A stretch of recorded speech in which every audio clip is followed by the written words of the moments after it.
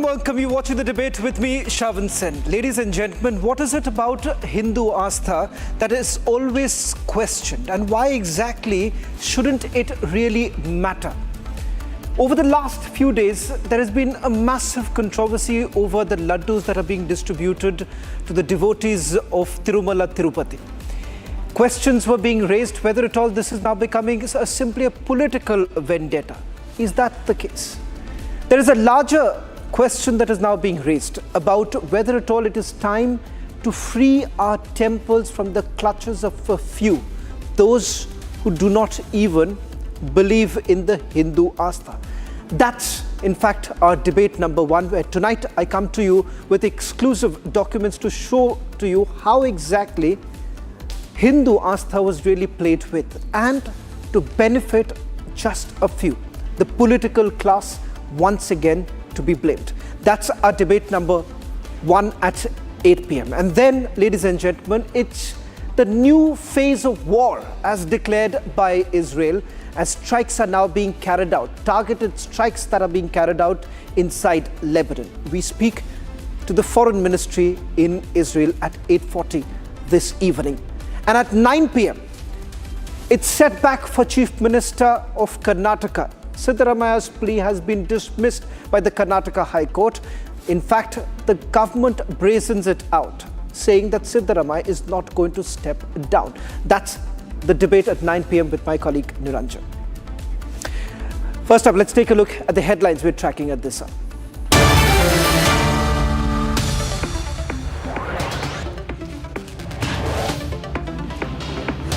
Republic takes the lead in Tirupati Laddu controversy, where exclusive documents access nails the truth behind the adulterated laddu that was served to devotees.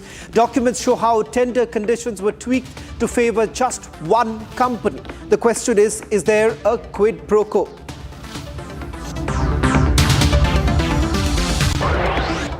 So BJP is trying to dislodge our government through money power, and also through Operation Kamala, but they could not succeed.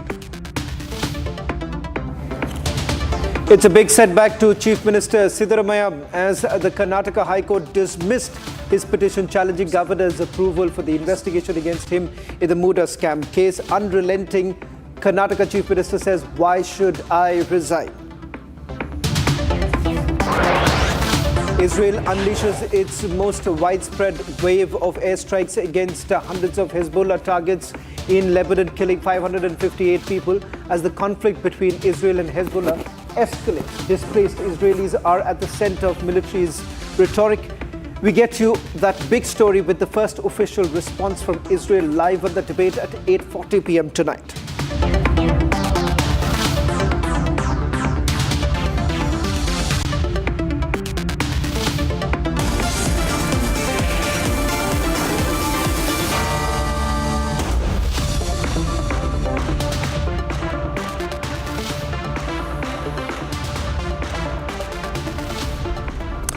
Ladies and gentlemen, Tirupati Temple, in fact, has a daily footfall of around 65,000 to 70,000 devotees. On some special occasion, it crosses 1 lakh mark. Annually, the temple receives about 30 to 40 million visitors, which is 3 times more than 9 million visitors in the Vatican City.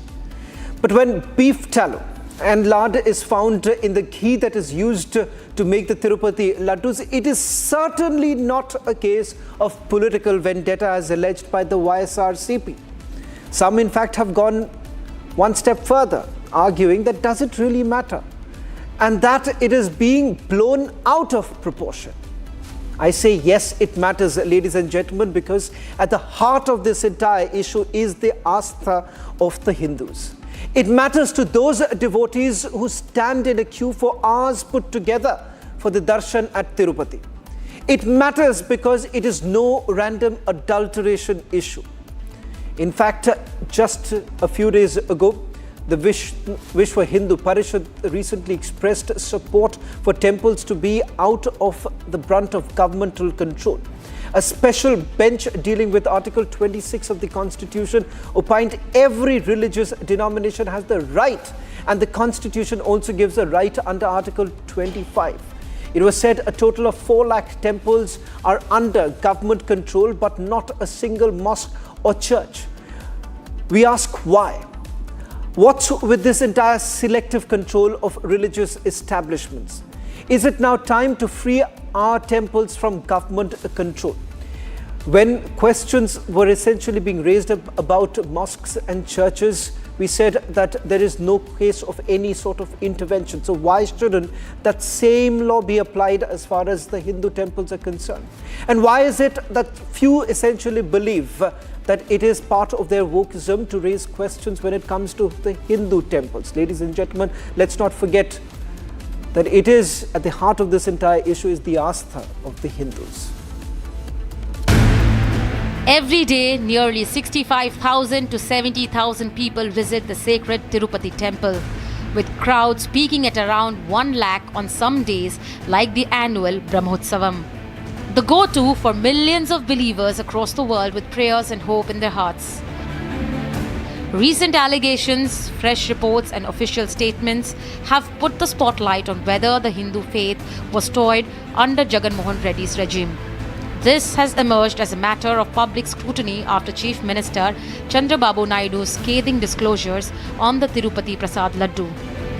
గీకు బదులు ఈరోజు స్వచ్ఛమైన గీదెమన్నాం, ప్రక్షాళన చేయమన్నాం. నాణ్యత పెరిగింది, ఇంకా కూడా నాణ్యత పెంచుతాం. అల్టిమేట్గా వెంకటేశ్వర స్వామి మన రాష్ట్రంలో ఉండడం మనందరి అదృష్టం. ప్రపంచం అంతా మన దగ్గరికి వచ్చే పరిస్థితికి వచ్చారు. అలాంటప్పుడు వెంకటేశ్వర స్వామి పవిత్రతను కాపాడుకోవాల్సిన బాధ్యత మనందరిపైన ఉంది. ఇది కూడా చేస్తామని చెప్పి కూడా నేను మీకు తెలియజేస్తున్నా. The Vishwa Hindu Parishad has called for temples to be brought out of the brunt of government control. Was Jagan indeed toying with Hindu faith? In a clincher exclusive, Republic completely exposed the quid pro quo in the tender scam. The required revenue threshold was initially set at 250 crores. However, AR Daily Foods, the ghee supplier's total revenue was recorded at 244 crores according to documents furnished by the Ministry of Corporate Affairs. The TDP also went on to claim that the documents accessed by Republic is just the tip of the iceberg. The initial requirement for any company to participate in the ghee tender of TTD is that they should have a turnover of 250 crores. But after the YSRCP government came to power and after YV Subba Reddy was made the chairman of TTD, to favor companies like AR Foods, they have deliberately altered the tender conditions. The question that comes to the fore, despite the 6 crore shortage in revenue requirement, why was the order given to AR Foods Private Limited? Republic also accessed another clincher document. Jagan, in fact, did make changes to the revenue threshold in the tender document. The revenue requirement initially set at Rs 250 crores was all of a sudden lowered to 150 crores, raising a shockwave of suspicion. Republic Media Network, the first channel to have broken the story, had earlier accessed an explosive piece of evidence or report by the National Dairy Development. Fish oil, beef tallow, traces of pork, all of these were used in the Tirupati Laddus as per this report in black and white. To corroborate the findings of this report, the Tirumala Tirupati Devasthanam had also come out with an explosive statement. Here the double confirmation. Animal fat that has come as an annexure, it took some time for us to interpret that. What is that S value? So many, you will be confused. By that day, I didn't have that expertise. We consulted experts later on, and then we found that it has an animal fat also. We took some time to understand the report, especially the Annexed 1 part, which is very clear now. Jagan continues to insist on the aspect of political conspiracy against him, but Jagan also seems to deflect from whether the laddu was laden with traces of meat under his regime. I myself am writing a letter to the Prime Minister, and myself am also writing a letter to the Chief Justice of India also explaining to them as to how Chandra Babu Naidu has twisted the facts and why action should not be taken on Chandra Babu Naidu for having done so. Top sources say that a special investigation team has been formed by the government to probe further into the allegations.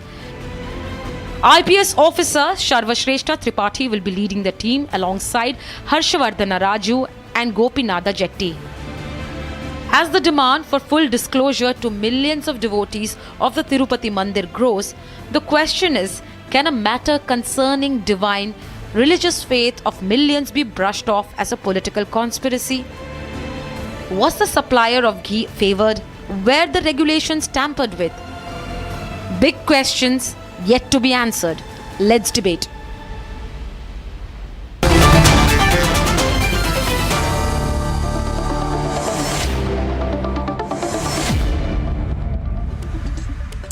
Well, ladies and gentlemen, there are some shocking allegations that have been levelled against the YSRCP. Tonight, I'm going to start with certain documents that have been accessed by us. There is a tender condition, and that tender condition essentially is that any company that is to perhaps participate in the tender process should have a revenue, a turnover of about 250 crore rupees. It turns out that AR Dairy, which was basically given that particular contract, did have a turnover, but that was about 244 crore rupees. And it's not just that. Someone perhaps has walked an extra mile and has actually changed that even further. And the TDP's Patabi Raman has made another allegation saying that it does not end with 250 crore rupees. It was slashed as per this document to 50 crore rupees. So ladies and gentlemen, just in a nutshell, we're talking about a company did not even fulfill the conditions and they were basically handed over the contract. Is that correct, Patabi Raman? Yeah, Shavan, good evening. Absolutely. This is a classic case of quid pro quo.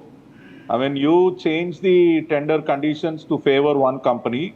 As you have rightly mentioned, AR Foods does not meet the criteria of fulfilling the condition of having an annual turnover of 250 crore. So to favor that company, you know, YV Subbareddy as chairman, he had signed a resolution which changes the annual turnover criteria to 150 crore. So they are caught red-handed. I mean, why were the tender conditions changed? It is not just the tender condition of the turnover that was changed.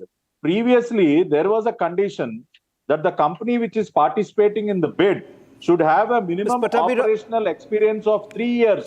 That was cut I'll get down that. to 1 I'll year. get, because I'm told, Mr. Patabi, I'm told that the YSRCP has vehemently denied the allegations that you've levelled after the Republic news break. But before I take this further, Mr. Patabi, I'll just request you to stay on with us as TDP's Chittoor parliamentarian, Mr. Prasada Rao, is joining us on this exclusive. Mr. Rao, thank you very much for speaking to Republic TV. Tirupati Mandir basically comes under his jurisdiction. Mr. Rao, thank you very much. A short while back, a Republic news break has raised some very uncomfortable questions. It turns out that AR Dairy, as per certain documents that we have, was favoured. They did not even fulfill the conditions. YSRCP says that this is political vendetta. It is true that they have flouted all the clauses. In fact, as per the original tender document, it was 250 crores is the minimum turnover for the last 3 years. Later, they formed a committee and it was revised to 150 crores to suit the AR Dairy. And what was the intention then? When it was 250 crore, when they were not meeting the what's the purpose of changing the tender documents? Mr. Rao, what could be the possible reasons? As per the TDP's claim, that it is not about 250 crores. Your colleague, Mr. Patabi, says that there's a revised tender condition by which it was slashed down to 50 crore rupees. Why do you think AR Dairy was being favored to that extent? It is clearly mentioned that, and a clear intention is shown that the minimum specification of 250 crore has been brought down to suit the AR Dairy. They wanted to take from AR Dairy, whatever may be the reasons everybody knows, and they did it. Now, what could be the reasons? Let's get into the specific of it, because the YSRCP says that this is political vendetta, saying that the samples that were essentially taken, the samples were taken during your period. And you took about several months put together to come out with the findings of this particular sample, and that's the reason why they say that this is nothing but political vendetta, Mr. Rao. No, there are so many corroborative evidences. This is one of them. The balance, I have a tender document of the first tender document and the second revised tender document and the balance sheets of AR Dairy. So it is showing that they have corroborative evidence that prove that these people have done some mischief. And you say corroborative evidence. I have not seen that. Mr. Rao, what is the corroborative evidence that you're talking about? Yeah, the corroborative evidence is their AR Dairy's financial statements and the first tender document and the revised tender document, where they have formed a committee and brought out the revised. Mr. Rao, I'll request you to stay on, because let's have the full picture here. Picture here. Satish Reddy of the YSRCP, he's also the General Secretary, is also joining us. I want both the TDP as well as the YSRCP on our screens right now as we get into the specifics of this entire case. Mr. Reddy, question number one. As far as the tender condition are concerned, I have the document here. Beyond the claims that have been made by the TDP, are you denying the fact that the tender conditions were changed? Mr. Reddy. Yes, some tender conditions will bring in better competition in the... How is it that if you bring it down to 50 crore rupees, that you have better competitive conditions? Where are the tenders which were given by the competitors? Where are those tenders? Can I just have the TDP and the YSRCP together? Are you hearing me? Mr. Reddy, go on. I'm asking you a specific question. Did you or did you not change the tender conditions? Yes. You changed it. The tender conditions were changed, altered to bring in higher competition. If the EMI comes down, then you will have better competitors and the cost of ghee will come down. As I understand that you have only one company that was favored. To bring in better competition, we have brought down that criteria so that the over TTD will be 50% cut. You're talking about a 50% cut that was brought in. It is not 50%. It is marginal. It is 150 crores. Turnover has been brought down. We never asked in the tender condition to bring down the quality of the ghee. Only the EMI was brought. Mr. Reddy, are you hearing what you are saying? Of course, in the tender conditions, the quality of ghee is not one of the conditions. It is as per the functioning of the company. If the company's turnover has been brought down, you are basically essentially compromising with the quality in itself. The fact that whether at all the company would be in a position to be able to deliver that kind of quantity and quality. It is to enable and bring better competition and to see that the best profit is made to the TTD.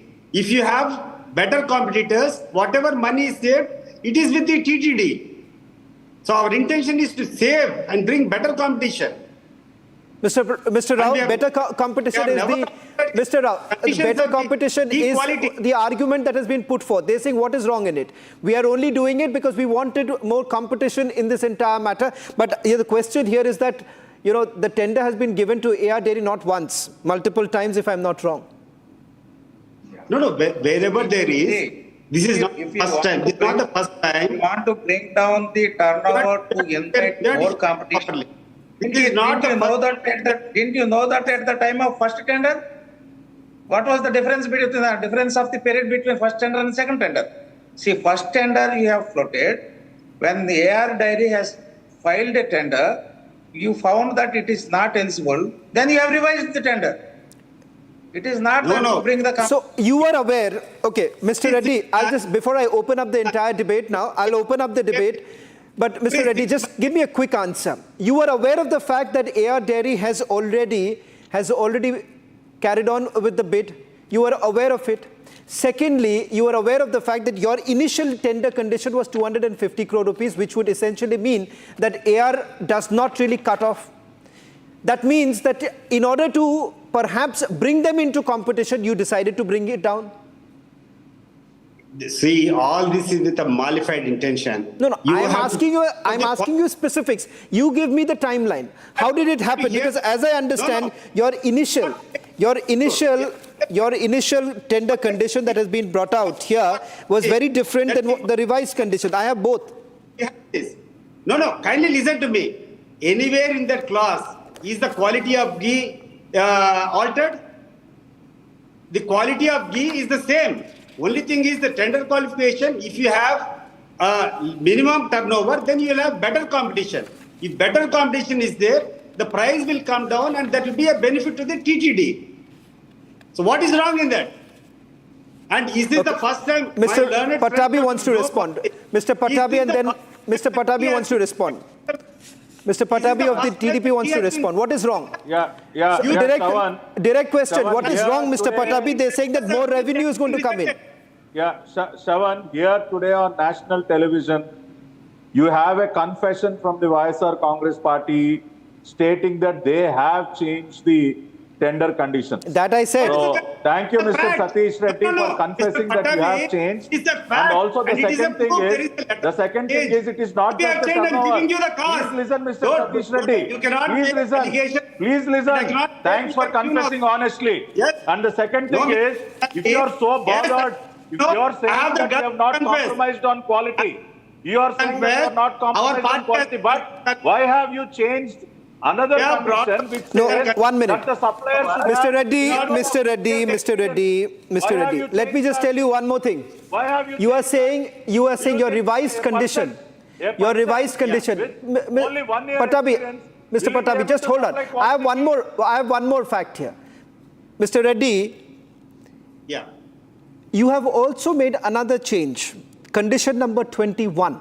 As far as the quality is concerned, which I think so the TDP seems to have completely missed out. If the TDP has missed out, I think so Mr. Patabi and Mr. Prasad Rao, you should actually thank the Republic TV here. You have the tenderer initially, they made a condition that the dairy should have an operational at least for the past 3 years. That too was changed. Condition number 21 has now been changed. The dairy should have operational at least for the past 1 year. So from 250 or 150, because initially it said 250, then it was brought to 150. The last comes down to 50. Now, as far as the operations, from 3 years down to 1 year, Mr. Reddy. So what will you really do? Less experience, less work in the field will enhance. I'm asking a straight question. I want Mr. Reddy to. I want. These are allegations leveled against Mr. Reddy's party. Will you be able to deliver good quality? Why have you changed that condition? Okay, Mr. From Patabi, 3 years to 1 year? allow him to respond. Allow the YSRCP to respond. Allow the YSRCP to. There are allegations, let them answer. They have admitted that they have changed the conditions. Fair enough, they've been honest about it. Mr. Reddy, congratulations for at least admitting that you have changed it. That's a fact. But the fact of the matter is that you asked me this question, whether at all the quality has been compromised. I believe yes, because if a company is operational less than 1 year also, you are allowing them to participate in it, then yes, you are compromising. Haven't you changed condition number 21? Whatever earlier tests were there, while admitting the ghee into the premises of TTD, whatever mandatory tests have to be done, all that are the same. If the quality does not meet the required requisition, then the TTD has the liberty to cancel that. And this is not the first time. This is not the first time that the supply of ghee was rejected. In Chandrababu Naidu's regime, while he was the chief minister. Mr. Satish Reddy, answer to our question straight. Don't beat around the bush. Why was the operational experience reduced?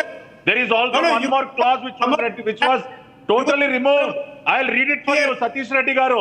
Satish Reddy Garu, I'll read it for you. The dairy should have been collected at least 2 lakh liters of cow milk for the last 1 year. That condition was removed.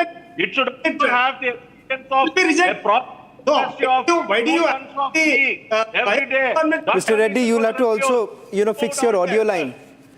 If Jagan Mohan Reddy is liable, Mr. Reddy, I'm losing you out in between. Mr. Reddy, can you confess that? Satish Reddy, I'll just request you to fix your audio line also, because I'm missing out on what you're exactly saying. Let me also just open this up a little bit till the time we fix Satish Reddy's audio line. Sanju, there is a larger debate that is also emerging. While this appears to be just the symptom, the larger issue being that it also raises concerns about who exactly is controlling the temples in our country. For a very long time, the fight has been going on that if churches in our country are free, if mosques in our country are free, why isn't temples in our country free? Thank you, Shravan, for getting me a tad late into the debate. But I'll have to give a chance, Sanju, to the TDP and the YSRCP. The debate is about their condition and the fact that they have raised some allegations against each other. Yes, I know that. Let me just make a quick rebuttal here, Shravan. First and foremost, hats off to Republic for being at the forefront of this entire expose. The most important point is this. CALF, the Center for Analysis, Livestock and Food. CAF is the multidisciplinary investigative and research wing of the NDDB, the National Dairy Development Board. CALF has clearly said that the ghee samples supplied by AR Dairy are adulterated. Then food security body FSSAI has also said that the ghee samples supplied by AR Dairy to the TTD Trust in making of laddus, these were clearly adulterated and contaminated. So you have two high-profile bodies saying that these are not mere allegations, but there is good reason to believe that the laddus were contaminated and how. But the most important point is this. Were tendering norms flouted to make way for AR Dairy? Yes. Why was Nandini removed? Nandini, remember, used to supply ghee to the TTD Trust for making laddus, and between 2013 and 2018 alone, Shravan, they supplied more than 4,700 MTs of ghee. In 2019, they supplied around 1,170 MT of ghee, and suddenly, towards the later half of 2019, AR Dairy was brought in and Nandini was removed. Why? Nobody has any specific answers to that. Point number 4, was the turnover criteria tampered with? Was the revenue criteria tampered with to make way for AR Dairy? Certainly yes. The most important point is this. The total net worth of the Tirumala Tirupati temple is in excess of 2 lakh crore. Every year the revenue gotten by the TTD Trust is close to about 6,000 crore, out of which laddus alone generate revenue of anywhere between 600 to 700 crore. The reason I'm giving these numbers is to suggest to your audience that the TTD Trust never lacked money. Imagine having a net worth of that's an interesting point. Yes, just two seconds, Shravan. Imagine having a net worth of 2.25 lakh crore, generating annual revenues from the sale of laddus to the tune of 600 to 700 crore, generating annual profits to the tune of 5,500 crore, and then saying we did not have money to pay to Nandini because they used to charge 800 to 1,000 rupees per liter of ghee given. Hence, we switched over to AR Dairy. I could have understood this mathematical excuse had the Tirumala Tirupati Trust been short of funds or there was a paucity of resources. But there was no paucity of resources. In the wake of this, why was turnover and revenue criteria changed or albeit lowered to make way for AR Dairy, which does not even have a profitable existence, at least when it started supplying ghee to the There are several concerns here. There are several concerns here, and I would like to juxtapose your argument with Mr. Reddy's argument. Mr. Reddy says that, look here, there is nothing wrong in it because that would have meant more revenue for the TTD, whatever extra money that they are making. But there is a larger concern here. Mr. Pularao, let me also bring you in. AR Dairy, which basically operates from Dindigul, and the fact that the Tamil Nadu government has not made any sort of response on some of these issues that have been raised. You've had the MD of that very company simply saying that there is no possibility There's no possibility of animal fat, once again raising questions about the test reports itself. Isn't there a moral responsibility also on the Tamil Nadu government to basically look into this entire matter, the fact that this company basically operates out of Tamil Nadu? Well, let me first of all make a comment. Everyone can poke their nose into this. Everyone has a right to poke their nose, and I'm glad the Tamil Nadu government also is not clambered in. Everybody is touting this issue. But I like the question you asked. Why are these temples not being given to Hindus? That's the question we should go on. That's Sanjay. Sanju, allow him to speak. Sanju, you were the anchor and listen. Sanju, allow Mr. Rao to speak also. Let him make his point. 1 minute, Sanju, I'll request you to stay on. Sanju, you made your point. Let Mr. Rao also make his point. Okay, you talk. 1 minute.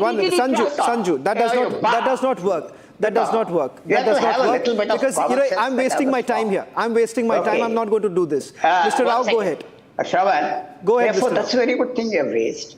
Why are they not?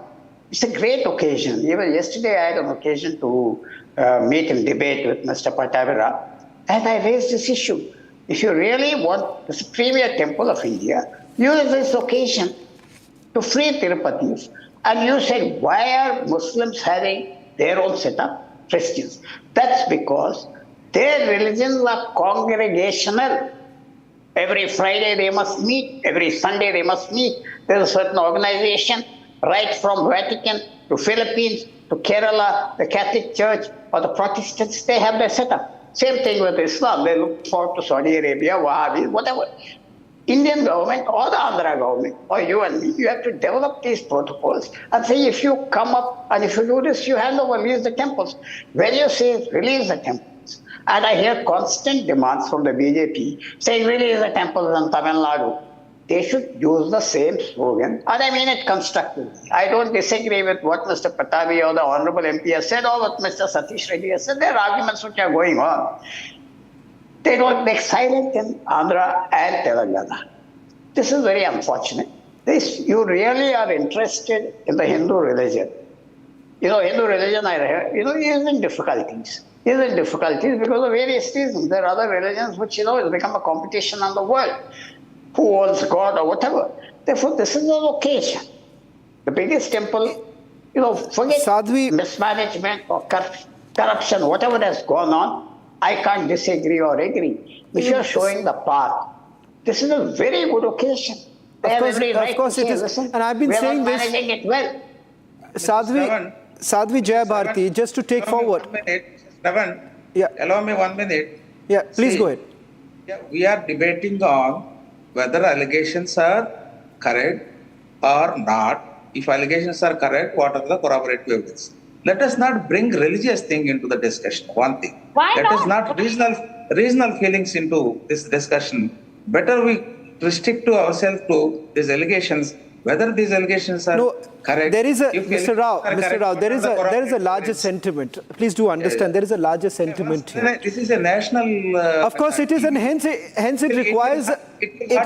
We need to look at the larger picture here. See, Mr. Rao, I understand the compulsions that you and your party and perhaps the YSRCP would have to perhaps restrict this to about some of the irregularities, malpractices that were happening. But as a national channel, as many have been pointing out, Sadhvi will tell you, Sadhvi Jayabharti will actually tell you why many of us essentially believe that while the government has been talking about, doing away with the colonial hangover, I believe that this is also a colonial hangover. How exactly it all started, how exactly the temples in our country have come under perhaps the clutches of few. It was because of the British. And it is the need of the hour that we need to let that go. Let the temples be run by the Hindus themselves. Yeah, can I speak now? Sadhvi, please go ahead. Yeah, I've been very patiently listening to this entire debate and the all these experienced people talking about what they've flouted and what not, and they're saying they're politicized. But listening to everything everybody has been talking, I'm not getting one single feeling that they are talking about a religious institution which is so much revered by the Hindu faith. I'm feeling as if they are talking about a corporation. They are talking about a business entity, about the turnovers, about the tenders, about how they are giving something to someone. Nobody has given one single impression that they have some devout feeling. And this government, which was previously handling this, the way they have flouted every norm, because they have no emotional connect to the faith of Hindus. For them, it is just a business entity to be run. When will these governments rise up to the consciousness that Hindu faith is equally important? Somebody was speaking just a while ago. Hold on, sir. I did not disturb you while you were talking. I got my chance last, and I expect that I am given my chance to speak. I did not interrupt anyone. Have that much courtesy. I'm the last speaker on the debate as of now. Mr. Reddy, allow Sadhvi Jayabharti to make her point. She's been patiently hearing. I think so she's making an argument. Hold on. Sadhvi. No. All these Mr. Reddy, I'll allow you to respond. I'll allow you to respond. But there is, whether we like it, the politicians seem to be having a little discomfort when we're talking about, take away the power away from the politicians, give it to the people, let the people run the temple. I think so that basically pricks our politicians a little bit. Now, cutting across party lines. Pardon me to all the politicians on this panel. I think it does affect, it does impact, because the larger picture is something different. And of course, as Sanju rightly pointed out, look at there is a business angle to it also. Sadhvi, go ahead, make your point. Yeah, another thing. Now, somebody was just talking about a while ago that the Christian and the Muslim faith handle their own religious institution because they have a routine of weekly congregations. Come on. No, there is no need that a religious institution can be handled by the followers of that faith if they have a weekly congregation. It's an absurd argument. We know how to run our faith, we know how to practice our faith, and we would know how we would run our institutions. You cannot put a clause over it. And yes, it's not about colonial hangover anymore. It's about the richest places of faith are Hindu temples. You're talking of billions and crores, and that's the control over the power on that money and that institution where crores of people are coming. That this greed doesn't go from the politicians to let go of the control of Hindu temples. Okay. It is the control that they want.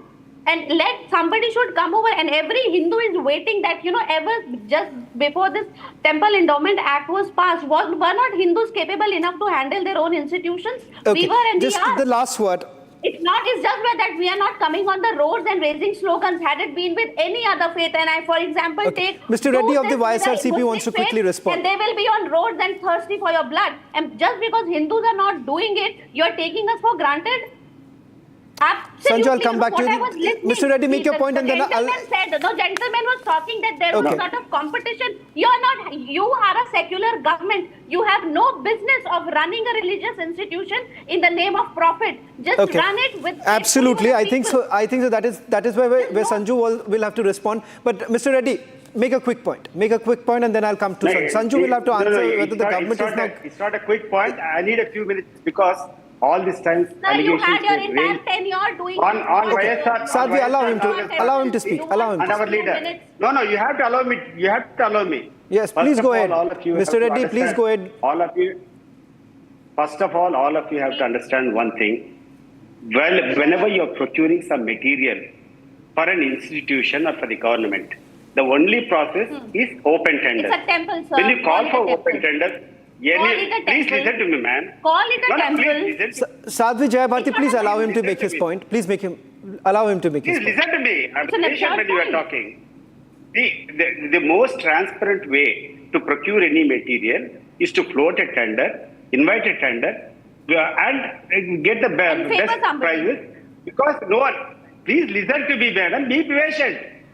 So this tender, in this tender, you use certain conditions, and the tenderer has to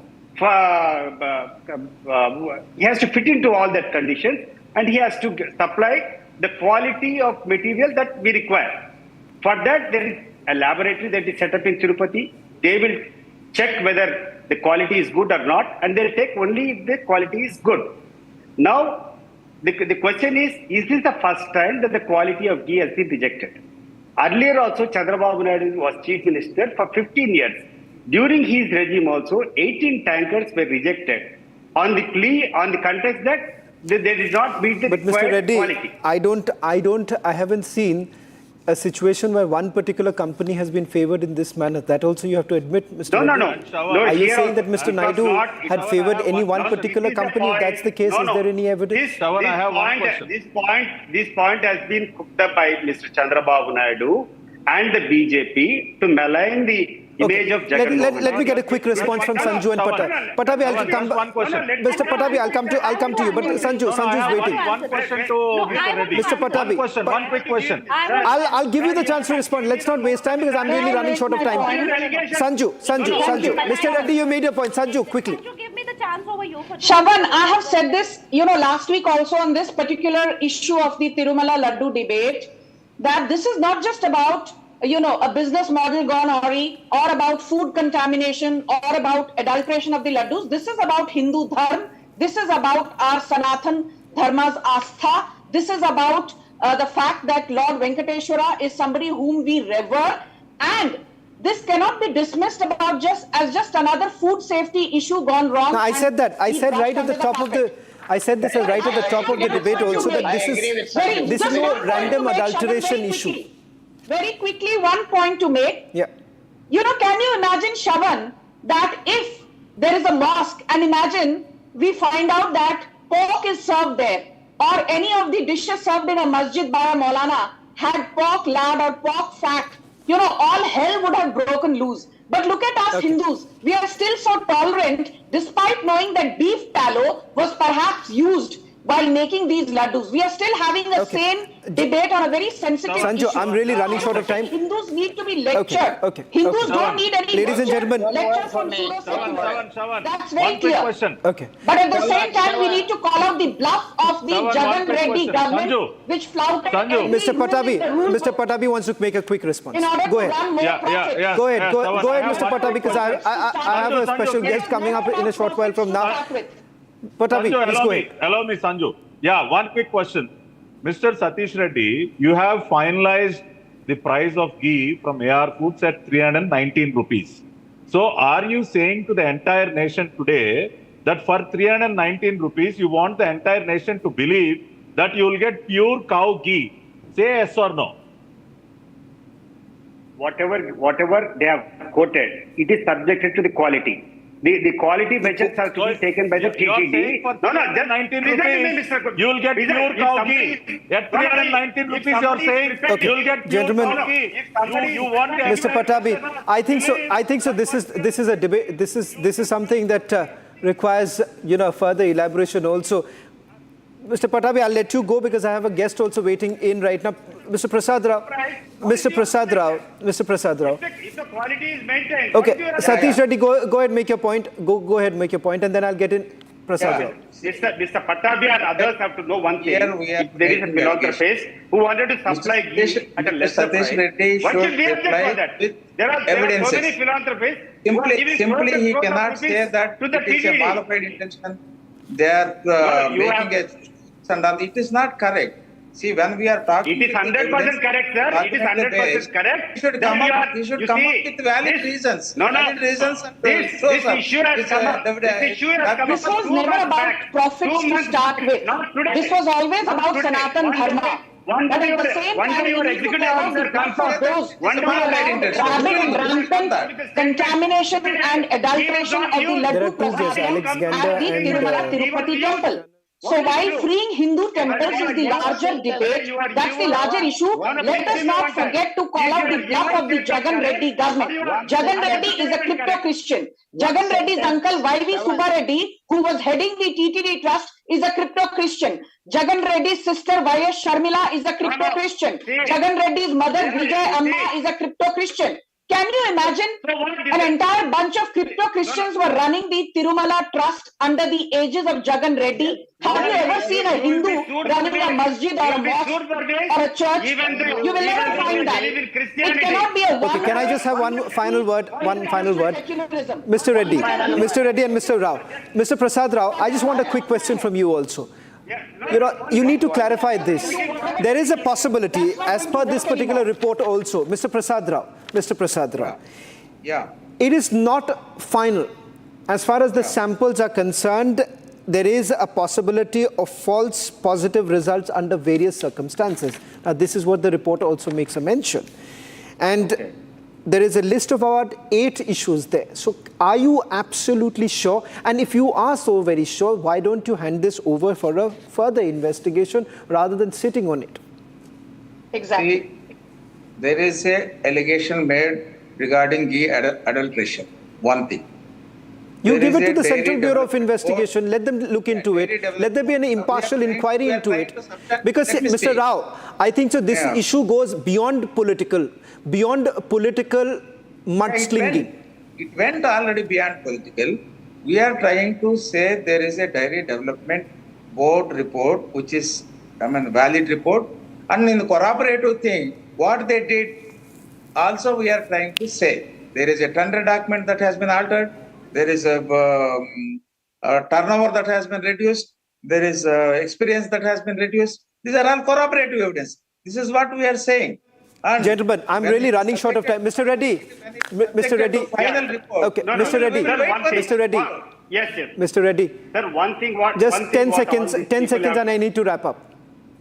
The one thing what this nation have to know is, when these tenders have been floated, when the ghee has been supplied, the executive officer told that ghee has not been taken, that it has not been consumed. So there is no question of laddu contamination, number one. Number two, even if there is a contamination, any responsible chief minister, he will not let down the sentiments of the Hindus before proper investigation, before proper knowledge. Now this chief minister, this present chief minister, please listen to me, ma'am. Sanju, I'll give you the chance. Just let him make his point. Please listen to me. Sanju, just allow him to make his point. Why was Nandini removed? Why are tendering now? Sanju, allow him to at least make it. He's trying to respond. Floating revenue and turnover norms. This is not the proper way. No, this is not the proper way. They don't have any experience to start with. Sanju, please hold on. Allow him to at least respond. Nandini from the entire Allow him to respond. I got your point. Nandini is also something that they will have to answer. Mr. Reddy, go ahead, make your point. Yes. If there is a proper responsible chief minister, what was the need to compromise on quality? There was no shortage of resources. There was no shortage of financial capital. Why then did you play with the Aastha of Hindus?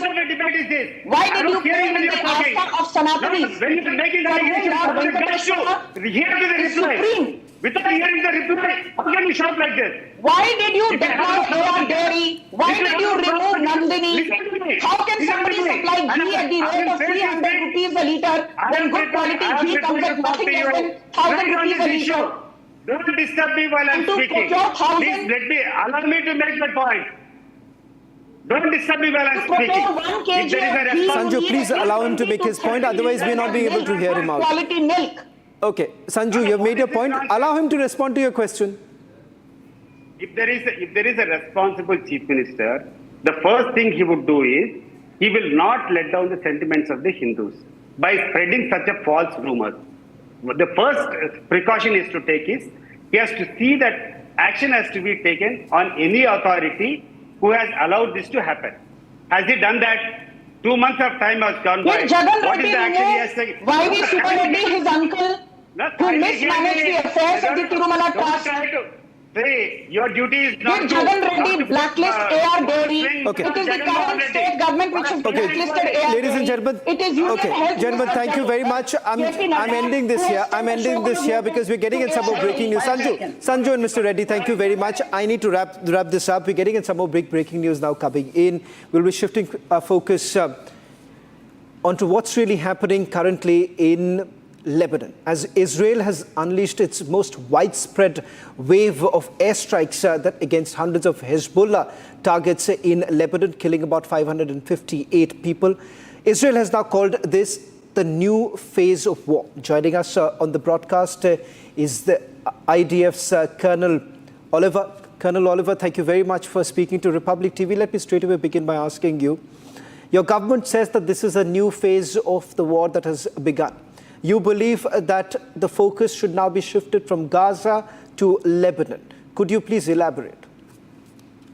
First of all, I'm very honored to speak to media from India. It's the first time for me, so thank you very much to have me in your program.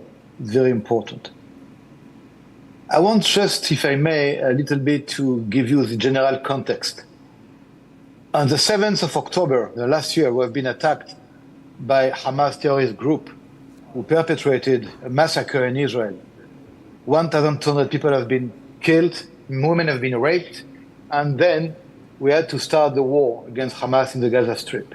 The next day, on the 8th of October, without any provocation, Hezbollah, Shiite terrorist army from Lebanon, supported by Iran, attacked directly Israel from Lebanon, throwing rockets, missiles, and until today we have been attacked day after day, and that produced actually the forced evacuation of more than 60,000 people in the northern part of Israel. Just to make it clear for you, we are a very small country, very, very small, very tiny country. And when the north is evacuated, when the south is attacked, we are almost losing everything. So we have to be very... Colonel... One moment, please. I know, 1 moment, please.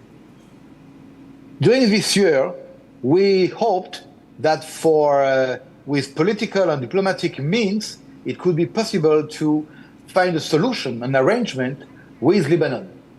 But it was not successful, and at the end of the day, as a sovereign state, we have the right, the self-defense right, to attack and to rip off from our border this threat. That's why the last week and the last 2 days, we have actually launched a military campaign against Hezbollah. Colonel Oliver, I want to ask you a specific question before I also bring in Mr. Alexander of the Ministry of Foreign Affairs. Colonel Oliver, in terms of the specific targets that you're looking at right now, this skirmish was been going on for quite some time. Why now? Do you believe that your targets have been identified and these targets pose a grave threat to Israel at this point in time? I'm asking because of the timing of this entire war. I understand, and any question is very good. So thank you for the question. What you are calling skirmish is actually what we call in English leak, low-intensity conflict. But it is, as a matter of the fact, on the bottom line, it is a war, a real war, because the rockets are launched every day against Israeli people, civilian communities, farms, kibbutzim, moshavim, who are actually farming centers in Israel for many years, and people cannot live there. One moment, cannot live there. So after 1 year, I think, after 1 year, we gave time enough to Lebanon and to Hezbollah to think, do they want to continue to attack Israel and to pay the price of a reaction? Or they think that Israel is capable to suffer day after day attacks without reaction? No state in the world, I'm telling you, no state in the world can accept attacks day after day without reaction. It was the reason of this offensive, and I want just to define it. It is a real offensive, but it is an offensive in the context of self-defense. Self-defense, I would like to elaborate. I would want you to elaborate a little bit on that. But before that, let me just get a quick word also from Alex Gandler. Mr. Gandler, your government has largely argued that this is a new phase of the war. Largely the kind of pressure that Israel has been facing, particularly from the West, that look here, you need to work towards a ceasefire. It seems that you've escalated this. The need of escalating at this, what was the rationale behind it? The thought behind taking the war to the next level? Okay, shalom. Thank you for having me. As you can see, I'm here in Jerusalem. I think the term escalation from Israel is not the correct term. The escalation came from Hezbollah. During the last several weeks, we've seen an escalation from Hezbollah shooting rockets at northern Israeli cities and towns and villages. Hezbollah has perpetrated terrible acts against Israelis, killing 12 children just a few weeks ago. The decision to go out and attack in Lebanon, attack against Hezbollah, is in order to bring more than 60,000 Israelis back to their homes. 60,000 Israelis have been displaced from their homes for the last 11 months. This war did not begin this week or last week. It has begun on October 8th when Hezbollah struck Israel completely unprovoked right after Hamas, one of the other Iranian proxies, struck Israel. If you look at the whole situation by itself, it's not just Hamas or just Hezbollah or just the Houthis in Yemen or Kataib Hezbollah in Iraq. We're talking about an all-out war that is waged by Iran on Israel, encircling Israel with this ring of fire, attacking Israelis, civilians for almost a year now. We're getting close to the October 7th anniversary. You need to understand this is not new. Okay. The fact that we're speaking now is because Israel has decided to put a stop to this escalation by Hezbollah. Colonel Oliver, if you had to elaborate on the threat that looms large over Israel at this point in time, could you elaborate what has really changed? How exactly has the Hezbollah been armed over the last few weeks? Hezbollah, as a matter of fact, is the biggest terrorist army in the world. I want to be the biggest terrorist army in the world. Full equipped, armed, financed by Iran, like just said the diplomat from Jerusalem. And this group has weapons like a regular army. I even can tell you, because I know the figures, that Hezbollah has more missiles than most of the European armies, regular armies in Europe, except Germany, Britain, and France. But 200,000 missiles, long-range missiles, cruise missiles, and as a matter of fact, the intention of Hezbollah, like the intention of Hamas, because of Iran, is to destroy the state of Israel. So we are facing an existential threat, and the intention is there, the weapons are there, the political support from Iran is there. So we have two possibilities: to wait and to be attacked, or to initiate. After 1 year, I think that we have the right to initiate. But again, I don't want to be neither apologetic, neither a victim, because Israel is a small country, but a very strong nation. And I think that we are also one of the only democracies in this region. And as a matter of fact, we respect the international law, we respect democratic values, we respect ethics, but we also respect life and also the right to defend our women, our children, our elders. You know, I'm sometimes surprised by reading the press because they are talking about the other side, like we are not paying the price of victims, of dead, of wounded. You know, in this war has been imposed on Israel. And when you see the number of weapons in Lebanon, a state without government, without clear government. One moment, please, just 1 point. No, there are problems for medical assistance, but there are plenty of money for weapons, like the same issue in Yemen. And just 1 point, Iran, where Iran is, in Yemen, in Lebanon, in Iraq, in other places in the world, it's chaos, it's distortion, it's destabilization. And Israel has the right and will continue to fulfill this right of self-defense until when? Until the population of Israel is able to come back, to return to their homes fully in peace and in serenity. Without this achieved goal, we'll continue to strike Hezbollah. We are not in a war against Lebanon. Just 1 point, last point. We are not in a war against Lebanese people. Like we are not in a war against Palestinian people. We're in a war against Hezbollah in Lebanon and against Hamas in the Gaza Strip. Gentlemen, thank you very much for joining us on the debate tonight and putting this into perspective as to why exactly Israel essentially believes that it is time to act, particularly from the threat emanating from the northern borders. That's all that we could pack in this edition of the debate. On the other side, a big setback for Karnataka Chief Minister Siddaramaiah. Will he step down? That's the big question. Debating tonight at 9 p.m. with my colleague Niranjan.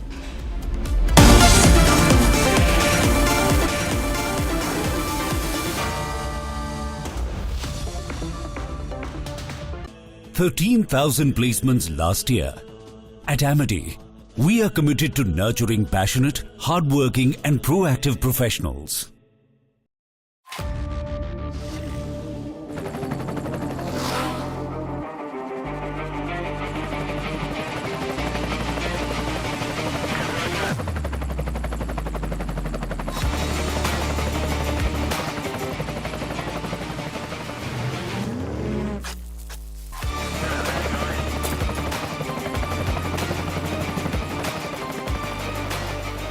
Director, the taste of success. I don't care for no songs and proses. I don't care for no sweet boys with roses. All I want is a touch of love.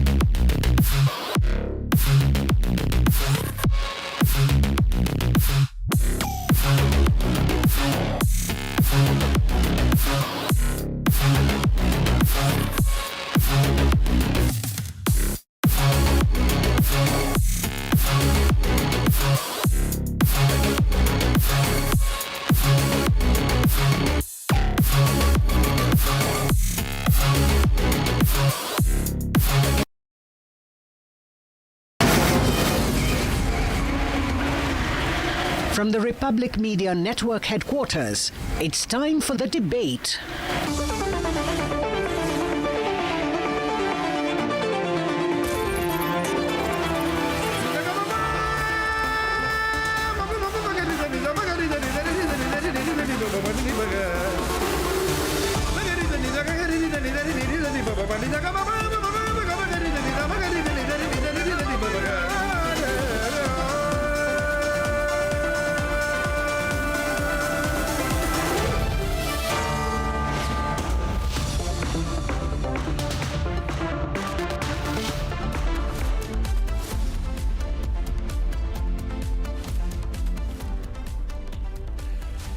Thank you for joining us on the debate.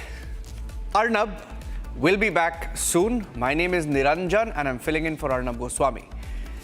Ladies and gentlemen, a few weeks back, Republic TV broke the MUDA files. In fact, I have the entire MUDA files with me.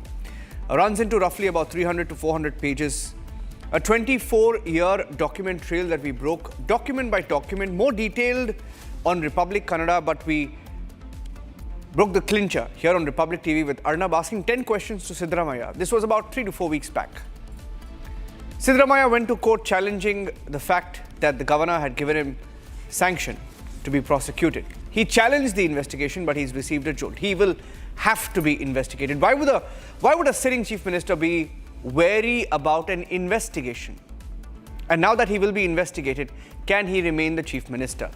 That's our big debate tonight. Here are the headlines.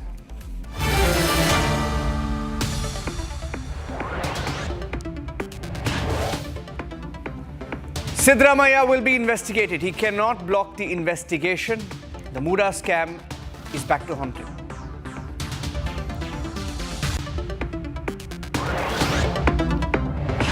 The Congress party jolted in Karnataka, which it deemed as a model state.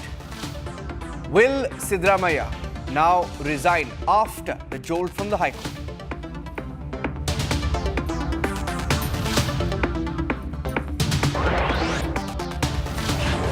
He will be investigated. But the question is, as the Chief Minister, will he oversee the investigation by a body which he overlooks? And will he oversee the investigation on himself? Its conflict. Will he have to step down?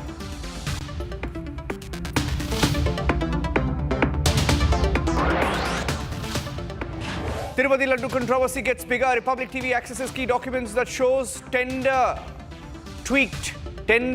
requirements tweaked by the YSRCP government under Jagan.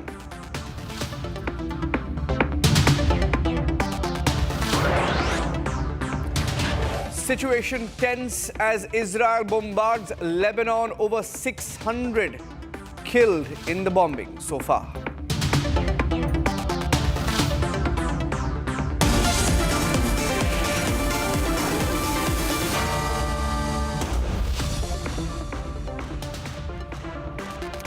It's a case study for the ages, ladies and gentlemen. In the age that we live in, it is a case study. And the case study is as follows. In the year 2004, you spend a little over 5 lakh rupees. So you spend 5 lakh rupees, and in 20 years or lesser than that, 5 lakh rupees becomes 64 crore rupees. In the words of the Chief Minister, the value of the property, the prime allocation that he got in his wife's name is valued at 64 crore rupees or more. So how does 5 lakh rupees become 64 crore in less than 20 years? A question that we all need answers to. Siddaramaiah will be investigated in the MUDA scam. But the question is, can he remain the Chief Minister as he is investigated? Take a look at the story so far today. Chief Minister Siddaramaiah ji to resign from the post of Chief Minister immediately. Kumaraswamy Rajiname Kotidara. He is not involved with any scam. It is a political conspiracy by the BJP. It needs to be investigated thoroughly and impartially. We will face them politically.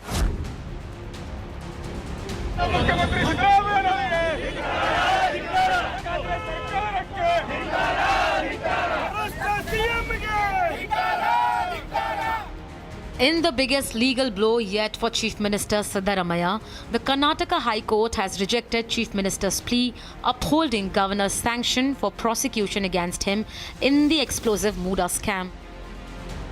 The single-judge bench has ruled that the evidence against the Chief Minister is too serious to ignore.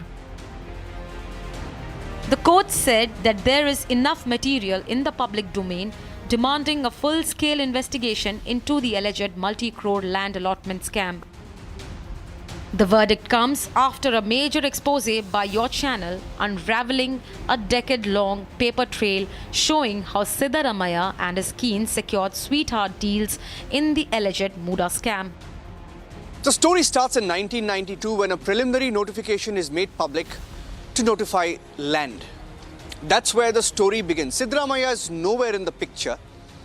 That's until 1997 when a farmer steps forward and he claims the land is his. 5 years after the nature of the land is faked, Siddaramaiah's wife enters the picture.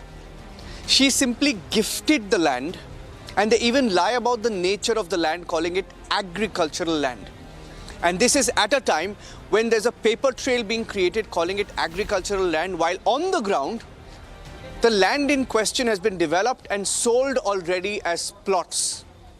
Imagine this, sold as plots but fake trail created as agricultural land. Interestingly, this was at a time, the gifting of the land was at a time when Siddaramaiah himself was asking for Yediyurappa's resignation over a denotification scam. Unfazed by the mounting pressure, Siddaramaiah has now moved to Supreme Court, challenging the High Court's decision to uphold the governor's green light for prosecution. The Chief Minister has called the case a conspiracy aimed at toppling the Congress government in Karnataka. When questioned about calls for his resignation, Siddaramaiah hit back, stating he will not step down and that he is prepared to face this politically. BJP is trying to dislodge our government through money power and also through Operation Kamala, but they could not succeed. Kumaraswamy Rajiname Kotidara. Bail ನಲ್ಲಿ ಇದ್ದಾರೆ ಅಲ್ಲ bale ನಲ್ಲಿ ಇದಾರಪ್ಪ ಅವ್ರು ಕೇಳ್ರಿ it is only enquiry ಮಾಡಿ ಅಂತ ಹೇಳಿರೋದು ಅಲ್ವಾ ಎಂಕ್ವೈರಿ ಸ್ಟೇಜ್ನಲ್ಲೇ ರಾಜೀನಾಮೆ ಕೊಡಿ ಅಂತ ನೀನು ಕೇಳೋದು. ಅವ್ರಿಗೆ ಉತ್ತರ ಕೊಡ್ತೀನಿ ನಾನು, ಬಿಡು.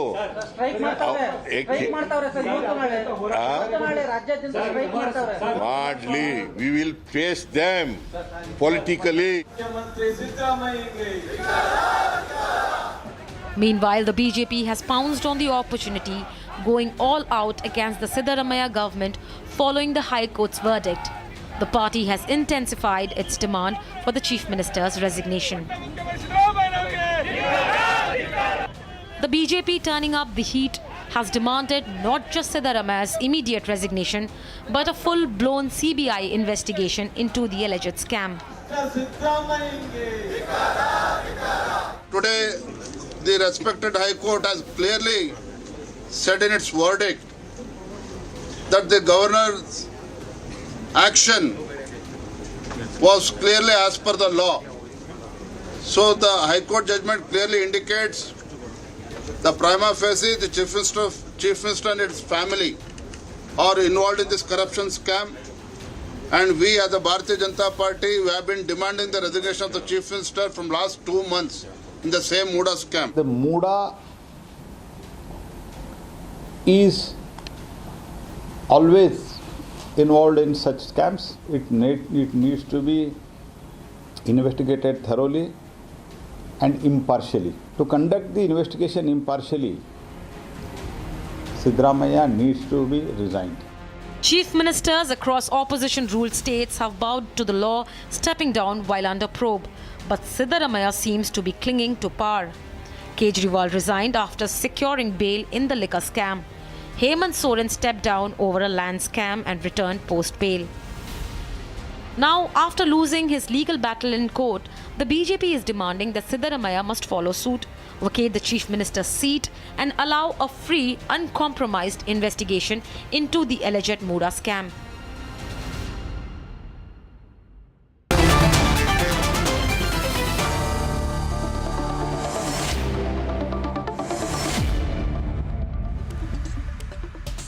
On top of the debate this evening, I have two very esteemed panelists joining us on the Karnataka debate. I have Tejasvi Surya, who's a member of Parliament, Bengaluru South, joining me first up, along with Jagadish Shettar. Jagadish Shettar is the former Chief Minister of Karnataka and also a BJP MP. I'll start with Mr. Shettar and come to you, Tejasvi. So, on the question of propriety, Mr. Shettar, you cannot be the Chief Minister and the Chief Minister to whom the SIT reports, the police reports, will then investigate the Chief Minister, and you as the Chief Minister will be overseeing the investigation on the Chief Minister. It's clear conflict of interest. On grounds of propriety, should Siddaramaiah step down?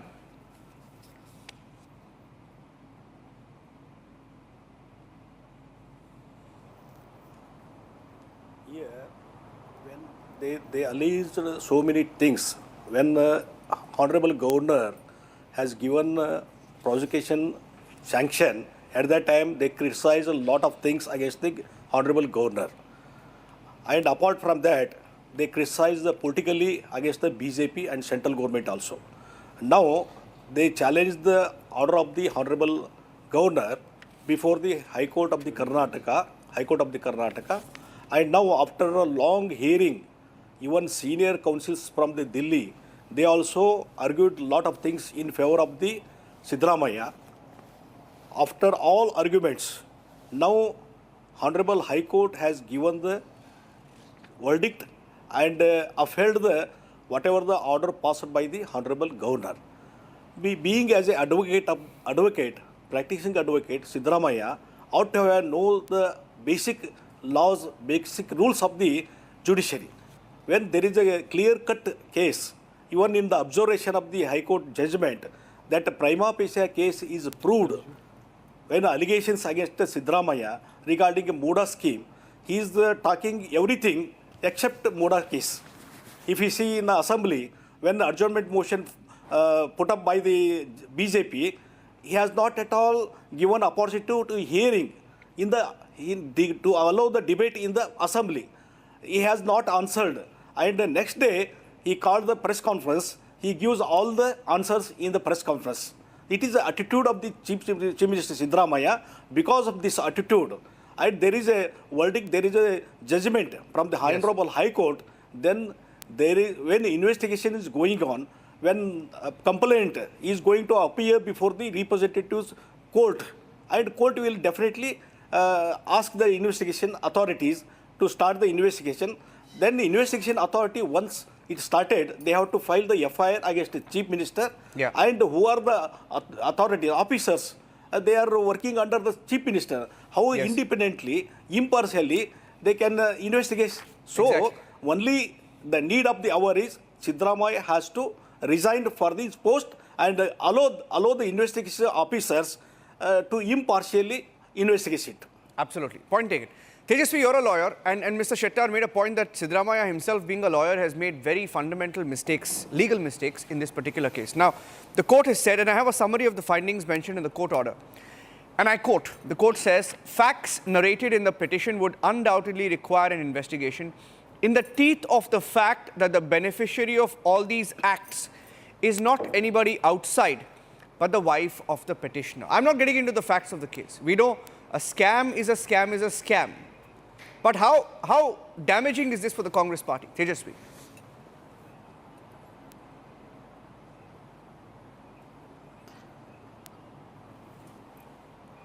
Sir, I would want to make 3 points here. First, the High Court has pronounced a very reasoned order. It's a very detailed order. And in the judgment of the court, it is made abundantly clear that the order of according sanction to prosecute the chief minister by the governor does not lack application of mind.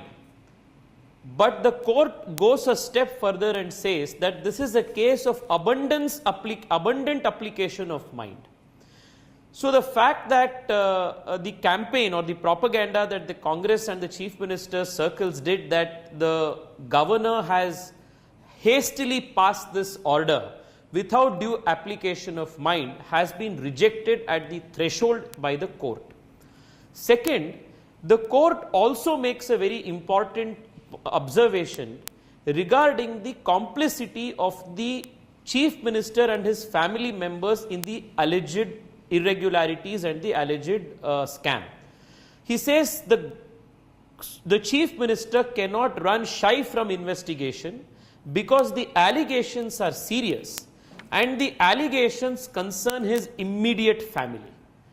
So this again is a very big blow to the Chief Minister and his cohorts, which kept saying that this entire MUDA allegation was a BJP creation, and at even prima facie it doesn't stand the test of law.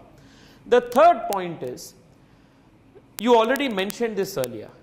Now that the sanction has been accorded, the course of law will take its, the law will take its own course, and an FIR will be registered and investigation naturally will have to take place. Whether it is the SIT or whether it is the local police, they will now have to conduct the investigation under the aegis of the Chief Minister.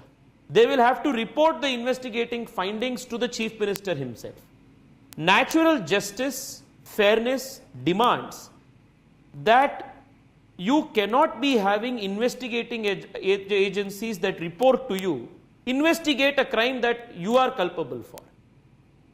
And therefore, the demand of Siddaramaiah, therefore the demand that the Chief Minister must resign and make way for an impartial and a fair probe finds merit. But the political culture today, unfortunately, after the likes of Arvind Kejriwal not resigning from their office despite being in jail for months, I mean, he has set new records of shamelessness in public life. So with such precedents that are being set today, one never knows what course of action Siddaramaiah will take. But it is our demand that, keeping in mind the fair probe, the needs of a fair probe, the impartial investigation into these very serious allegations, Siddaramaiah must resign and make way for a free and fair investigation. Okay. Short question to both you and Mr. Shettar. Short question to you, Mr. Shettar, if you can answer briefly. You were in the BJP, you've been a chief minister. you went to the Congress, you returned to the BJP. You know how the Congress party functions, right? There have been several scams in the Congress government. I don't want to get into how many scams there have been in the last 1 year or more. Now, can the Congress dodge this one, given that the court itself has given an adverse order?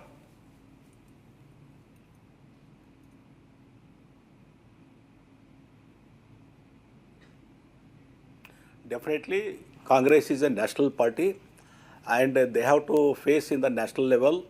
And so many allegations they are making every day against the Narendra Modi ji government. And so they are now answerable. And how they will to face in the national level. And I think when Congress Chief Minister on the prima facie case, and there is a verdict from the Honorable High Court, there is observation against the Siddaramaiah, then how to tolerate the Congress party? According to me, I think within a short period, they may also insist the Siddaramaiah to resign from the chief ministership. It is my experience. It is because of my political analysis.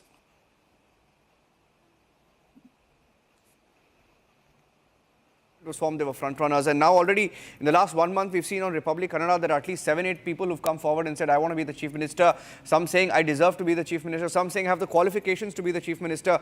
So has the race begun?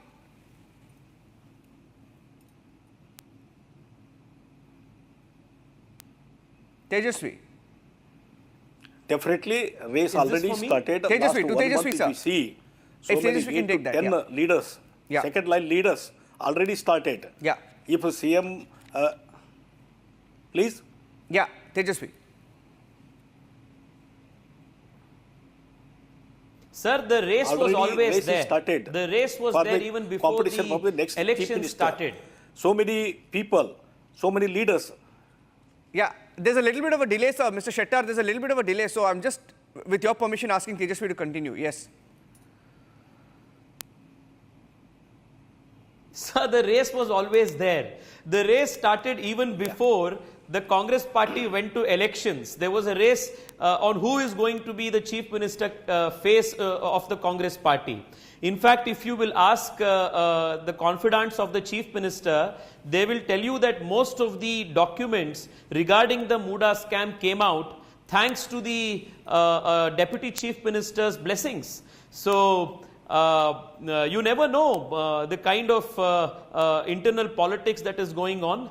I think with today's High Court order, DK Shivkumar will be a very happy man and will go to bed very happy. Interesting. Interesting times ahead. There's never a dull term for any government in Karnataka.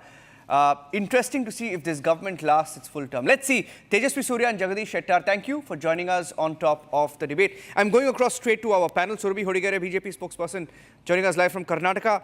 TJ Abraham, who's the complainant, the first complainant in the case, live from Bengaluru. Pradeep Kumar, another complainant, was to join us, not with us live yet. I have TR Prasad Gowda of the Congress, Syed Aslam, political analyst inside the bus. Let me start with TJ Abraham. TJ Abraham, they called you names. They said you were an agent, you were a blackmailer. Eventually, you have won, right? And Siddaramaiah has lost in court. I think para 53 of the judgment, there is an observation by the court, which is very clearly hitting those people who made those allegations against me on their face. It's a slap on their face. I'm very, very happy. A paragraph has been dedicated to the attacks that were there on me and the way the court has felt how those attacks were baseless. Now, leaving that apart, coming to today's order, it's a fantastic order. It's a very recent order. I don't know how the Congress or the Siddaramaiah is going to overcome this. Now, they initially said the complainants were planted by the BJP. Correct. Including me. Correct. Now, next was the governor's office has become the office of the BJP. Now, today, when they say, when I heard the chief minister saying, it is a political conspiracy, are they now pointing their finger at the High Court also? They have no limits to pointing their fingers. Now they're saying it's the if the order is very clear, is it a political conspiracy against Siddaramaiah? They have questioned the court in the past. They have questioned the court in the past. They have attacked the judiciary in the past. Mr. Abraham, they have done that. So no, anybody else speaking about the court is okay. You are supposed to be an officer of the court. An advocate is supposed to be an officer of the court. He is supposed to defend the integrity of the court. He is supposed to uphold the integrity of the court. He is not supposed to question the court outside the court. If he has a problem, he can go to the court. He can bring it to the notice of the court. He can talk to the court, but not on the street. That's a very sad reflection of what is happening in this country. Yeah. Especially the Chief Minister, a practicing advocate he claims himself to be. Yeah. I have. Can I come in, please? Just one Can I second, come in on this? Yeah, one minute. I haven't introduced Sumansi Raman. He's also joining us on the panel. He's joined us late, so I'll just introduce him. And I'll get in the first response from the Congress party, T.R. Prasad Gowda of the Congress. T.R. Prasad, I remember when the first ever sanction to prosecute a chief minister happened, and I'll get Surabhi to respond to you. When the first ever, note came in from the governor's office for sanction to prosecute a chief minister, if memory serves me right, it was to prosecute Mr. Yediyurappa in Karnataka. Yediyurappa. Yeah. And he had to resign. And I think he did. He didn't claim political conspiracy, or he may have, but either way, he quit. Should Siddaramaiah quit? Prasad Gowda.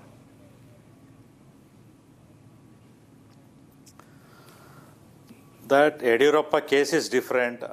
This case is different. This case is totally concatenated and done with all malpractices, just to malpractice by whom? Bring our chief minister into problem. One second. Let me complete. And with this judgment, BJP should not have to feel happy that fight is just begun. And they don't have to think they got the victory just because they got this judgment in their favor. They don't have to feel happy because the fight is just begun. It will going to continue, and we are going to be victorious. Siddaramaiah ji will going to be victorious in this fight, and there is no role. This judgment clearly showing that there is failed to explain the CM's involvement in this MUDA scam. How will the judgment? 1 minute, sir. Excuse me. Please don't confuse our viewers in prime time. This petition was to reject the prosecution, right?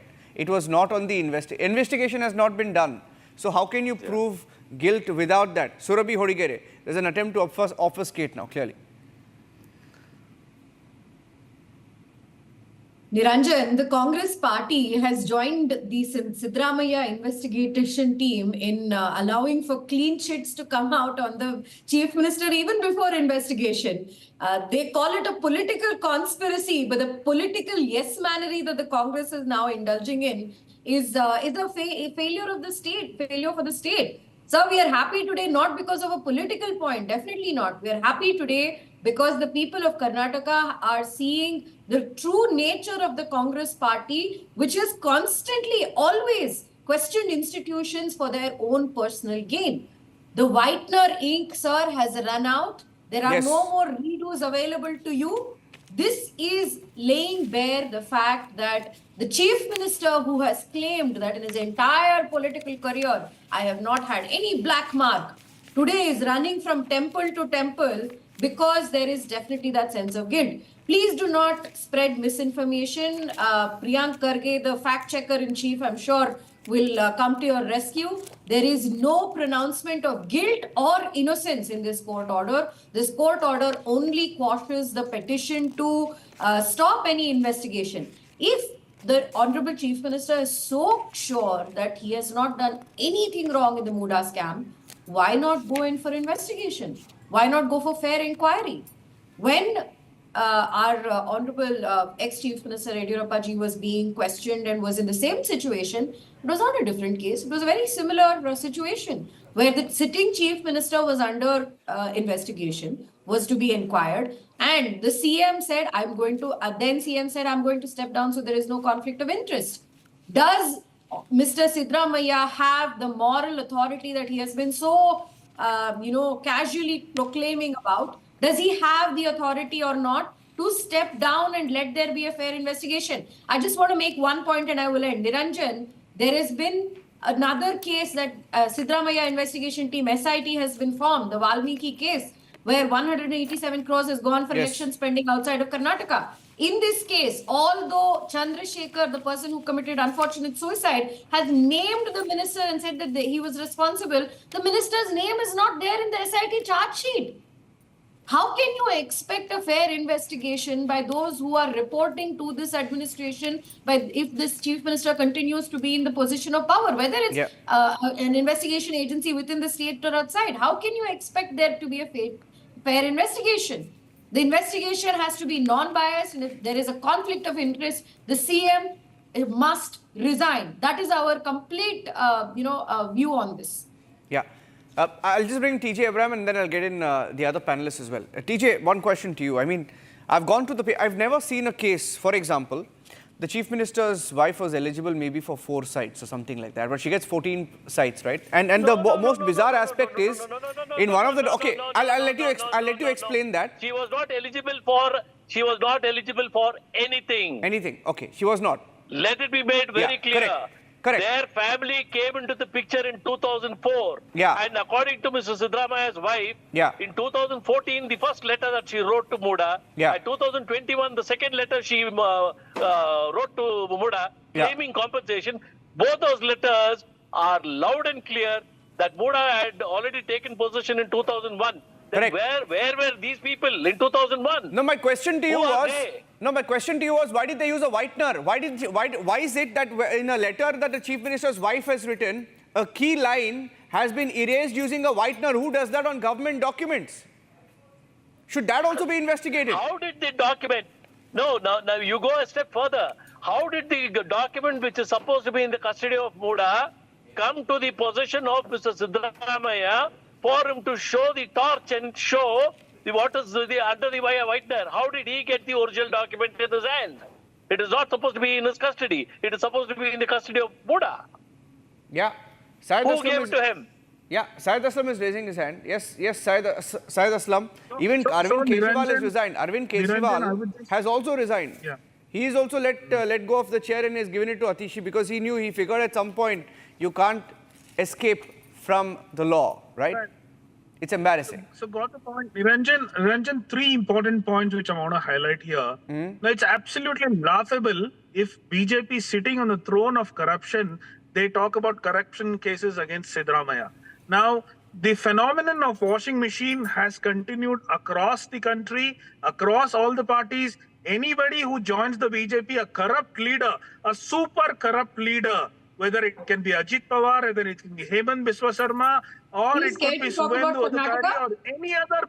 No, let me speak, ma'am. Or any other corrupt leader who's at the epitome of corruption, is happy to speak about Karnataka. Joins the BJP and the washing machine phenomena will happen. Now, the third most important point is, ma'am, so since ma'am is there on the screen, I would want to ask her one question. Ma'am, just to let you know, these MUDA site allotments have happened during Mr. Bommai's chief ministership. Oh. Do you think this No. Factual mistake. Syed Aslam, I'll do one thing. No, don't. See, I want to, I'll tell you, I want to interrupt you there because, Syed Aslam, I knew you would come unprepared on the debate. But what I have done, you see the thickness of this file. You see the thickness of this file. It's 400 pages. I'll give you the No, 1 minute. I'll give you the facts. No, wait. I know you made a point. I'm stopping you right there. I'm fact-checking you. You said the site allotments happened during Bommai time. No, they did not. Sir. No, I will tell you. Sir, wait. The sites were allotted a long time back in the early 2000s. Okay, they were allotted, sir. It was done over.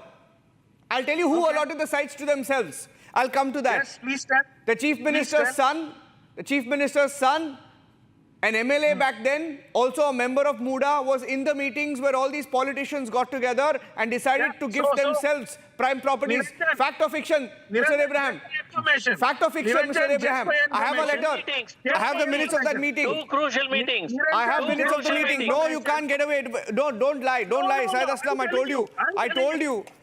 Don't come unprepared. I have the letter here. I have the letter here. 20th of November 2010. 20th of November 2010. I have the letter here. 30 seconds. Yatindra's who? Who's Yatindra? Who is Yatindra? I have his name. He was present in the meeting where the decision was taken. Who is he? Niranjan. Who is he? No, you listen to me. Who You is ask me he? a question, let me Tell me answer. who is he? You ask me a question, let I'm me asking answer. you, who Let is me he? answer. अरे नाम बोलो ना. You ask me a Designation question. बोलो उसका. You ask me a question, कौन let है? me answer. Niranjan, just for your information, whenever the site is allotted, CM ka beta. Syed Aslam, you should do homework. Syed Aslam, scams are a very complex subject. For political parties, it says he's a scamster, sack him. It's not. For us, no, when we report a scam, no, we have to go through every page, every document and report it very factually. So please be prepared when you come on the debate. It is not so simple. 1 minute, before you say that under whose watch the sites were given, let me also educate you, Aslam. Let me educate you. When he was the finance minister, in the 90s, the denotification happened. Hello, sir. No. This was happening 24 years ago. Calm down. When he was the finance minister, and then when he became the chief minister, and then the opposition leader, and then the chief minister again, there is a trail. There's a trail. When he was in power, at every stage, there was one step forward taken to ensure 5 lakhs becomes 64 crore rupees. Okay? I just have one simple point to make. Niranjan, you gave me a, you enlightened me with your wisdom. Thank you so much. You're welcome. I'll send you these documents as well.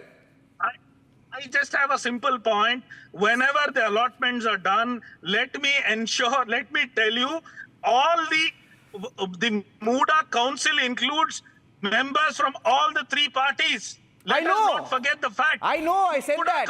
I said that. Members from all the 3 major parties. I said that. I said political parties come together. 1 minute. I don't think you heard me right. I'm repeating myself. In this letter that I have, minutes of the meeting where politicians came together from different political parties. One among them was Siddaramaya's son, who decided in that meeting, along with the rest of the politicians, to tweak the norms and give themselves, to allot themselves prime sites. Okay, 1 minute. Okay, calm down, calm down. My question is now to Sumant Raman. Mohan, I'm coming to you. Suman C. Raman. Suman, it's a very simple case, Suman. Very simple. I'll break it down. I'll simplify it. The court says, Suman, the court says, and I'm reading just one line of the order. The court says today, the facts narrated in the petition would undoubtedly require an investigation. In the teeth of the fact that the beneficiary of all these acts is not anybody outside, but the wife of the petitioner. Okay? The court has said that. Suman, can the chief minister remain the chief minister when the agency under the chief minister is probing the chief minister? Simple question, Suman. No, I think it's very simple, Niranjan. I'm getting an echo, so please correct that. I think that people should go to the court and ask for a CBI inquiry. Very simple. Correct. Look, this is a bizarre case. This is a completely bizarre case. A BJP government has actually made the allocation in January 2022. And they are not being pulled into the case. Siddaramaiah is being pulled into the case. And, it is I can understand if the inquiry includes all the officials of MUDA, the ministers who were in charge of MUDA, the chief minister of MUDA, the chief minister at that time, all of them should be in the ambit of the inquiry. Absolutely, I think that's fine. Yeah. But why? This is bizarre to say that the allocation was made by a government when Mr. Siddaramaiah was not the chief minister. And that government will be let go. And Siddaramaiah will be held in the dock. It's amazing. I've never heard of anything like that. I don't understand your logic at all over here. Everybody should be investigated and held accountable. Who made the allocation, madam? Which government made the allocation of the plot? Was it a Congress government? Was it a Congress government? No, it was made by a BJP government. Who was the chief minister? You go and look it up, madam. Going on for about 30 years, 24 years. There is a petitioner sitting here who has gone through each document. Who gave the plot? Can I put it in context? Surabhi, for a minute, Surabhi, I have a few dates. Sumant, I have a few dates. Sumant, I have a few dates. Just hear me out. I have a few dates which I think will put the debate in context. Yes, please hold on. Mohan, wait. Mohan, wait. Don't speak out of turn. I'm trying to make a point so that everybody hears it and responds to it. Sumant, taking your point forward, I'm adding some stats, like some facts in the case so that you will have something to debate factually. Okay. That's not fact. Mohan. And I'm telling you, Sumant, and then Mohan will respond to you. 2017, the allotment decision was taken during Siddaramaya's tenure as CM. Allotment decision was taken in 2017. Wait, 2022, it was just the allotment that happened. The actual allotment happened during Bommai. But irregularities reported in MUDA to Bommai. Hear me out. See, you have to hear. Let me speak. Otherwise, you have to let me speak. You have to let me speak. I'm giving the timeline, sir. Sumant, hear me. Allotment during 1 minute. Hear me calmly. Okay, give me 10 seconds, please. Can I speak for 10 seconds in this show? 1 minute. Sir, I'm the anchor, sir. Let me speak for 10 seconds. Hold on. Sumant, hear me. Sumant, hear me. 2017 allotment during Siddaramaya. 2022 allotment during Bommai, but irregularities were reported to Bommai. Bommai made a commission of inquiry in November 2022. Report came in 2023 October during Siddaramaya government. Wait, Siddaramaya is sitting with the report. Siddaramaya has the report and he's not tabling it. Sir, hello, he's not tabling it. Am I right or am I wrong? Mohan. Let me ask a simple question to Sumant Sriraman. What was the prayer in the affidavit of the Siddaramaya and Manu Singhvi to quash the governor's order? What the High Court has given the order? High Court has given the order upholding that. Why you are not following that? Why you are talking nonsense from left to right and everything from everything? Listen to me. You are saying a plot was given illegally to Siddaramaya. I am asking who gave it. Listen to me first. Sir, your government gave the plot, sir. Why are you again hiding that? High Court has said prima facie. We have found that the petitioner is involved. Let the investigation happen. Saying that if he has got morality, Siddaramaya doesn't have morality. Does Congress have morality, Sumant Sriraman? Even they don't have first you tell me, sir. They don't have his head. I tell you what. If the Congress High Command has got morality, they should ask for his resignation first. Let the CBI conduct an inquiry. We'll find out who gave it. When it was given, who are the officials, who are the ministers who polluted. I'm the first person to say namaste to him. As Yediyurappa came out, let him go through that. Why you halla gulla for all this, Sumant Sriraman? The High Court has given order for investigation. I am saying, please order the investigation is over, let him resign. Go to court, get a CBI inquiry. Why political? Mr. Bommai has made the committee. Listen to this. Listen to this important one. Listen to this important one. You should ask. Listen to this important one. Mr. Bommai has made the committee. The committee gave the report, and the Siddaramaya government, when it's in power in 23, why they have not acted on it? They are ready to act on everything. They don't have anything to say. Siddaramaya prima facie is a accused one. Let the FIR happen, let the investigation happen, and then he will face the music.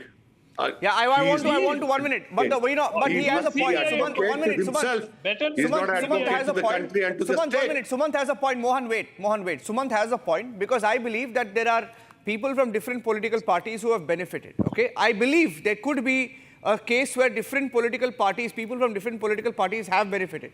Okay, Abbas has different political parties without name. But the problem is we don't have name. Problem is, Sumant, there is a report to this effect which has not been tabled. There is a report to this effect which has not been tabled. There is a report, Sumant.